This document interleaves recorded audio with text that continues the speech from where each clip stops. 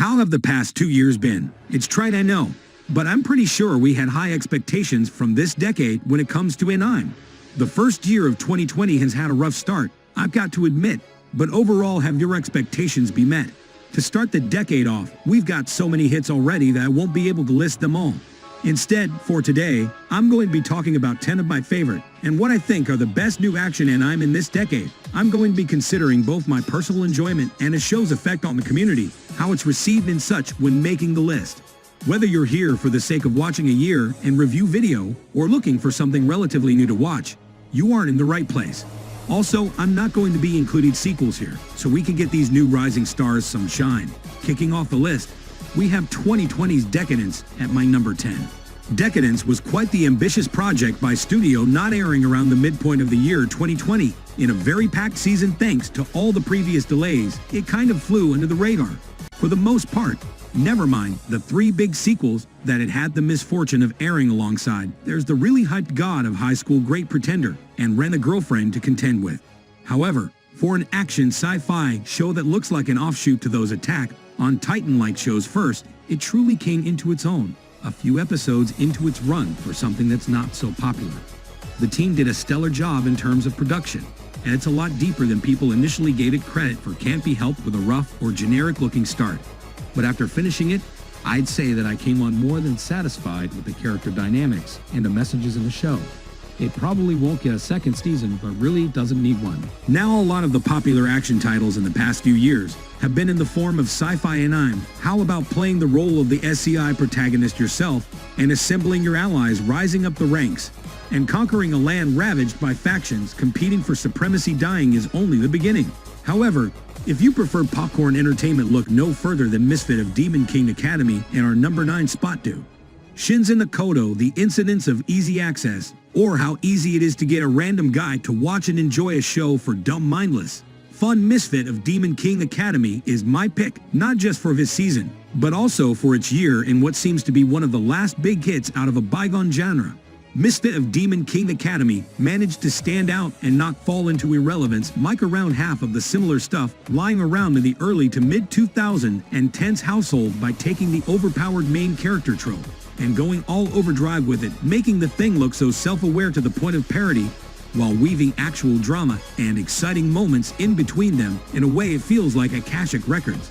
Another similar setting that people cared about amidst the Sea of Magic Academy, shows that we used to get like 5 of every season a decade ago. Overall, it's a show that knows it doesn't take itself seriously. It just provides a lot of mindless fun, coming at us with a lot of power fantasy tropes and some of the best character power designs for this genre. It is more than that, however, and does come up with some compelling arcs, despite the main character pretty much being the spiritual successor of God Soya. At number 8 is a personal favorite of mine, Glycan. I'm not sure how big of a hit death game survival shows are you all, but Live Near has been one of the surprises of its season. I might be a bit biased, because I also like Darwin's Game and Battle Game in 5 seconds. But amongst those shows, I'd say the Glide Player was the one that stood out the most if we're talking general anime community. In contrast to Decadence, Glide Bear took advantage of all those delays. It's just perception, but with the big hitters in his genre. Most of the out of the way a lot. More people tuned into Ghibli and wasted no time wearing them with the pristine fight scenes and very intriguing story. It's just a shame that this one ended in such a confusing manner that did an animate original ending right after starting to tease us with the big overarching plot, because they probably figured out they wanted an action final which wasn't anywhere near that magna stopping points. Still, the confusing ending does little to bring down enjoyment of the show. And I dare say that the first 2/3 of Gliding It is legitimately a great show if you run for edgy fights, a dark atmosphere, and some cool dynamics between the two contrasting leads. Number 7. My pick is Gladness Season Mate Tower of God.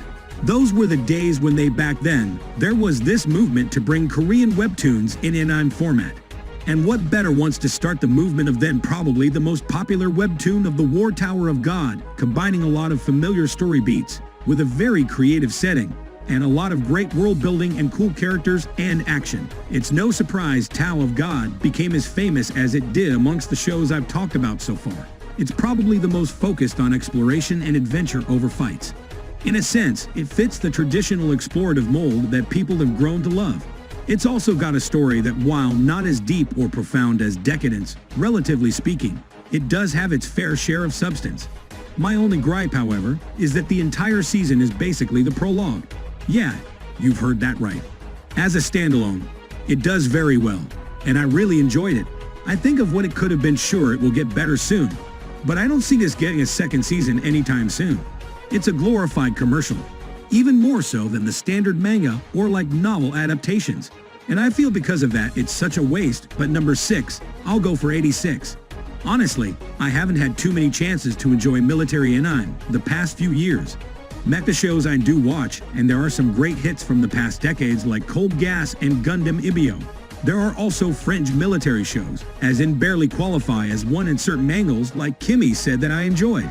But if we're going with something that speaks more to us in a societal level, coupled with a sci-fi backdrop that's more of a few decades into the future, instead of a century or millennia, it's a bit harder to find shows like 86. It's a testament to how unique 86 feels. Sci-fi and military are rare, but the way it's delivered and how much it acts as both an exciting action drama, a society study, and an ultimately heartwarming tale of trials and tribulations doesn't seem as common. It's got a little of everything you want from the genre. I dare say that compared to a lot of the hits that I'll be going over in the second half, it's even more profound, and has themes that speak heavily to the world at large. Unfortunately, military and socio-philosophical commentary just doesn't seem to be as mainstream, which is why it's just a 6. It's not underappreciated or anything like that. Not at all. It's just that given the package it's in, it just finds it hard to truly break into the mainstream. Oh, and if you've been enjoying the video so far, good. Why don't you hit that little subscribe button and give the channel a hand? I'm happy that a lot of you guys are enjoying the videos, but I'm finding a large percentage are still not subscribed. So if that's you and you fall into that category, then I would absolutely love to encourage you to subscribe, like, and share the video. My 5th place pick is Tokyo Avengers. Now here's where the big mainstream hits start coming in. Tokyo Revenge is by far become one of the landmark shows of 2021, combining shonen fare with the time travel premise that pops up a couple of times a year. You did what many people heralded as a unique battle shonen. Well, unique is probably not something I'll crowd with completely. It does feel like a change of pace from the superheroes, the demonic powers, the fire breathing, the super athletic sword fights, and whatnot. It's also war-packed with drama and the gritty atmosphere you'd expect from a show about delinquents. I give Tokyo Avengers praise mostly for its consistency in terms of atmosphere. It stays consistent with its tone and what it wants to do, and doesn't flip-flop between serious dramatic moments to comedy that comes out of nowhere. It's a show that derives its strength from the mature setup for a battle shown in its attractive premise, and how he manages to hold everything together in a package all throughout the run. That's probably why it's as popular as it ended up being through. The 4th place with me is VV. Here's something that I had mixed expectations for. All we knew about it is that it was a music-oriented action show with a sci-fi backdrop, and that somehow Reach Zero guys were behind the debate in sci-fi, and one with Terminator love vibes combined with music is truly an interesting blend of things. Right, it's easy to look at the special effects and praise Vivi is excellent and feels like music, art, and or inspiring fight scenes, some which I feel hold up down well a year after its airing. Take it down to the bare bones, VV is a thriller anime that looks and sounds good, and in the fields it does well. It does really well. The amusing thing about VB, however, is that it's one of the shows that I feel resonates strongly when it comes to talking about society's growing infusion with technology and all the dangers that come with it.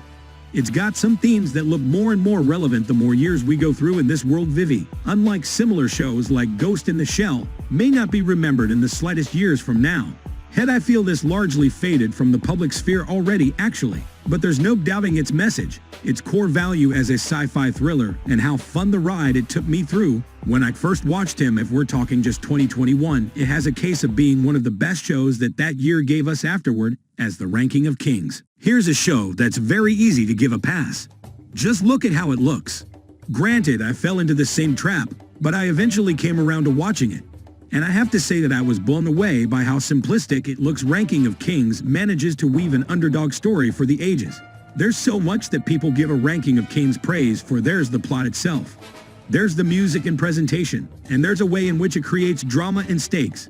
Now I agree with all of those, but for me, The strongest one must be in how it presented the characters. Every notable character, no matter how small they are in the grand scheme of things, feels really fleshed out with their motivations and character roots. Ranking of Kings is a classic example of the famous saying to never judge a book by its cover. Its Arnstein, unfortunately, holds it back from being blind-watched by people randomly browsing the seasonal lists, looking for something new to watch. But I assure you the journey is worth it. Second place is Mushoku Tensei. How could we talk about the Tom action anime of the past few years without talking about this? It's long considered the pioneer of the whole slew of Middle Ages, is a guy that has oversaturated the genre. So the hype was there. There's no denying what Mushoku Tensei brings to the table. It's been a while since I've seen this much love given to adapting a series. Where else can you see a studio being opened for the sake of continually animating a series for years to come? It brings us a visually stunning art, a character who had worked for redemption and strength, a thrilling story of adventure and growth through challenges, and some of the best world building we've had in isekai for quite some time. It's not without his wrinkles. But putting those aside, there's no doubt that Mushoku Tensei is one of the most complete isekai out there. It's not exactly profound or anything like some of the stuff I've showcased prior, but you can really feel the care given to its adaptation controversies. There's no doubt that Mushoku Ten, she has a case for being one of the shows the 2020s will be remembered for years to come for good or bad. It depends on your perspective. For me, the top spot belongs to Jujutsu Kaisen. It is too early to tell, but at the time of this writing, it's clear that Jujutsu Classes is the battle shonen of the 2020s. I won't call it the best, that anything being everything things are above average to great. It's got a premise that opens the potential for growth while being easy to get into. It's got a cast that comes in a whole spectrum of character types. The sound and art are good, and it boasts some of the best animations we've seen from new shows in the past 2 years. The excellent production helps elevate the already interesting magic system when we do see it come into play, creating a lot of memorable moments. And battles Allah, which I've talked about on the channel, you can tell that it kind of feels like a formula, a blueprint for success, where having a blueprint alone isn't enough. See a lot of the one and done battle shonen, but for Jujutsu Kaisen to be making this kind of legacy for itself is something the anime team must give themselves a pat on the back for, in the same vein as wire placement show Kutenza 2. We just can't ignore its influence in the number of anime fans it managed to connect through its popularity. It's a show that I feel partially buoyed up demons losing popularity and brought back to life the whole genre of supernatural urban fantasy that was popular back then with shows like Charming King and Bleach. So how does my list compare to yours? Tell me in the comments section what your top action anime of 2020 to 22 are. If you've got more time, then don't forget to check out the channel for videos that you might enjoy. So hit the subscribe button, and don't forget to check out Fantasia and the links in the description once again. Thanks for watching. I hope they will have a great day ahead, and I'm looking forward to seeing you again. Thank you.